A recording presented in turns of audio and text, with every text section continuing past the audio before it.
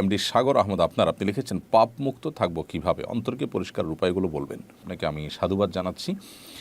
সেই সাথে বলবো পাপমুক্ত থাকার জন্য আসলে পরিপূর্ণ পাপমুক্ত থাকা তো সম্ভব নয়, কিন্তু পাপমুক্ত থাকার চেষ্টা তো আমাদের করতে হবে।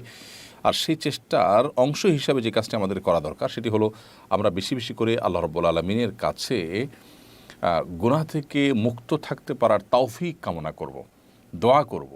আল্লাহ যেন আমাদেরকে হেদায়েতের উপর রাখেন, আমরা যেন গুনাহ থেকে মুক্ত থাকি। যেমন আল্লাহুম্মা আতি নাফসি তাকওয়াহা ওয়া যাক্কিহা ওয়া আনতা খায়রু মান যাক্কাহা, এটি নবী সাল্লাল্লাহু আলাইহি ওয়াসাল্লামের শেখানো একটি দোয়া, যার অর্থ হলো হে আল্লাহ, আপনি আমার অন্তরে তাকওয়া দান করুন এবং আমার অন্তরকে পরিচ্ছন্ন করুন, কারণ আপনি সর্বোচ্চ অন্তরকে সবচেয়ে ভালোভাবে পরিচ্ছন্নকারী।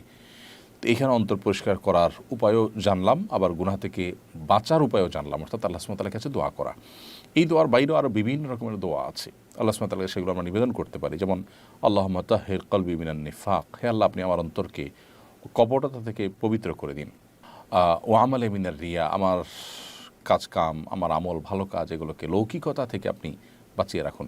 এভাবে নবী সাল্লাল্লাহু আলাইহি ওয়াসাল্লাম আরও বিভিন্ন দোয়া হাদিস বর্ণিত হয়েছে বিভিন্ন হাদিসে, সেগুলো আমরা আল্লাহ সুবহানাহু ওয়া তাআলার কাছে পেশ করতে পারি অন্তরকে পরিচ্ছন্ন রাখবার জন্য এবং নিজেকে গুনাহমুক্ত রাখবার জন্য। নিজেকে গুনাহমুক্ত রাখার জন্য আরেকটি স্টেপ হলো গুনাহের পরিবেশ থেকে দূরে সরা।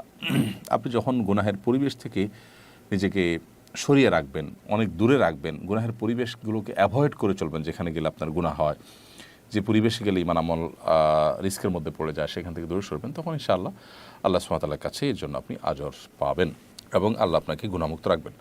তৃতীয়ত, নেককার মুত্তাকি পরহেজগার যারা গুনাহ থেকে বেঁচে থাকার জন্য সংগ্রাম চালান, সে মুত্তাকি পরহেজগার আল্লাহওয়ালা মানুষদের সুহবত, তাদের সান্নিধ্য, তাদের সংশ্রম, এটাও আমাদেরকে গুনাহমুক্ত থাকতে সাহায্য করে, সহায়তা করে।